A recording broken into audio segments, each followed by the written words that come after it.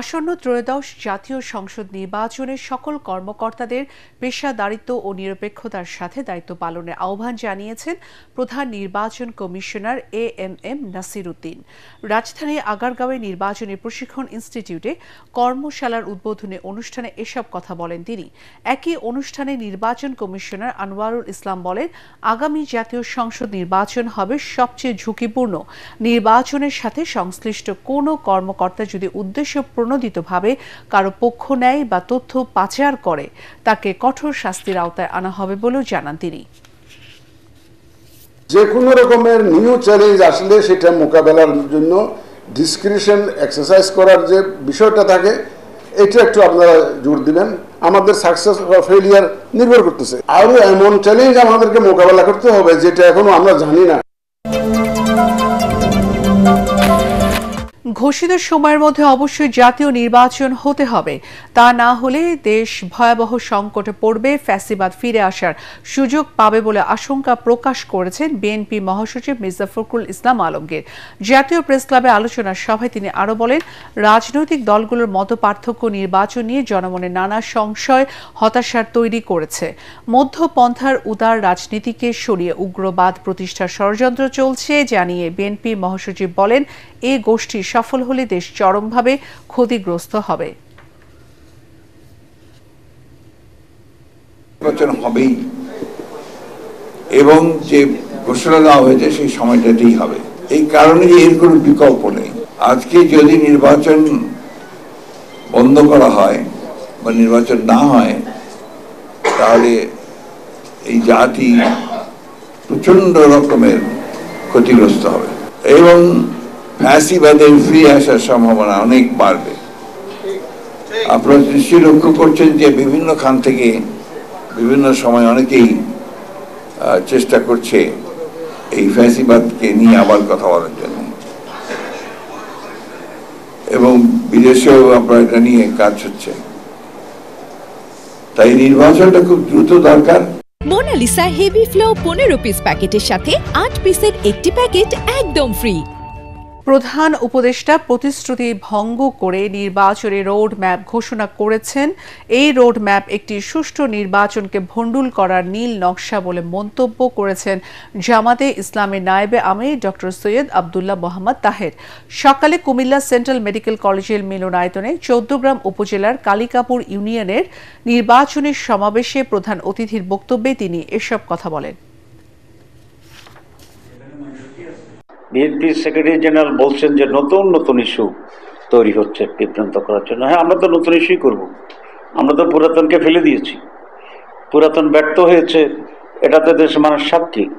সুতরাং আমরা নতুন ইস্যুই চাচ্ছি, আমরা নতুনভাবেই দেশকে গড়তে চাচ্ছি, আমরা নতুন সিস্টেম প্রবর্তন করতে চাচ্ছি। সুতরাং যারা এই পরিবর্তন এবং নতুনকে স্বাগত জানাতে পারছে না তারা মূলত পুরানো জরাজীর্ণ ফেসিবাদের এবং লুটপাটের দখলের রাজনীতির দিকে বাংলাদেশকে আবার নিয়ে যাওয়ার জন্য অপচেষ্টা করছে। ফেব্রুয়ারিতে জাতীয় সংসদ নির্বাচনের মধ্য দিয়ে দেশে গণতন্ত্র ফিরে আসবে বলে আশাবাদ জানিয়েছেন বিএনপির স্থায়ী কমিটির সদস্য আমির খসরু মাহমুদ চৌধুরী। বরিশালে বিভাগীয় ব্যবসায়ী ফোরাম আয়োজিত ক্ষুদ্র কুটির শিল্প মেলার উদ্বোধনী অনুষ্ঠানে যোগ দিয়ে এসব কথা বলেন তিনি। এ সময় সাংবাদিকদের প্রশ্নের জবাবে আমির খসরু আরও বলেন, দেশের মানুষ ভোট দেওয়ার জন্য মুখিয়ে আছে, দায়বদ্ধ ও জবাবদিহিতামূলক সরকার চায় জনগণ। এটা একটা সাময়িক সরকার, আমার কোনো প্রত্যাশা নাই। আমরা অপেক্ষা করছি একটা নির্বাচিত সরকারের জন্য। নির্বাচিত সরকার যখন দেশে আসবে তার জন্য আমাদের এই প্রস্তুতি, যদি জনগণ আমাদেরকে সমর্থন দেয়, এই প্রস্তুতি আমরা আগে ভাগে নিচ্ছি যাতে করে প্রথম দিন থেকে বাংলাদেশের মানুষের পাশে আমরা দাঁড়াতে পারি। ফেব্রুয়ারিতে নির্বাচনের মাধ্যমে দেশে গণতন্ত্র পুনঃপ্রবর্তিত হবে, বাংলাদেশের মানুষ তাদের মনের কথাগুলো বলতে পারবে। সাবেক মন্ত্রী আব্দুল লতিফ সিদ্দিকী, ঢাকা বিশ্ববিদ্যালয়ের অধ্যাপক শেখ হাফিজুর রহমান কার্জন সহ ১৬ জনকে কারাগারে পাঠানোর নির্দেশ দিয়েছেন আদালত। রাজধানীর শাহবাগ থানার সন্ত্রাস বিরোধী আইনের মামলায় সকালে সিএমএম কোর্টে উভয় পক্ষের শুনানি শেষে এ আদেশ দেন ঢাকা মেট্রোপলিটন ম্যাজিস্ট্রেট সারা ফারজানা। এ আদেশে ন্যায় বিচার লঙ্ঘিত হয়েছে বলে অভিযোগ করেন আসামির পক্ষের আইনজীবী। এ সময় আদালতের প্রতি অনাস্থা জানিয়ে জামিন চাননি সাবেক মন্ত্রী আব্দুল লতিফ সিদ্দিকী। পুরো দমে চলছে ডাকসু নির্বাচনের প্রচারণা। সাপ্তাহিক ছুটির দিন শুক্রবারেও বসে নেই প্রার্থীরা। বিভিন্ন হলের মসজিদে জুম্মার নামাজ পড়েছেন তারা।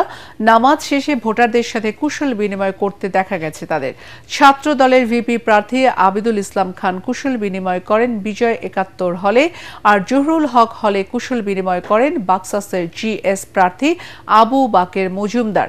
এছাড়াও বিভিন্ন হলের মসজিদে কুশল বিনিময় করতে দেখা গেছে প্যানেল ও স্বতন্ত্র প্রার্থীদের।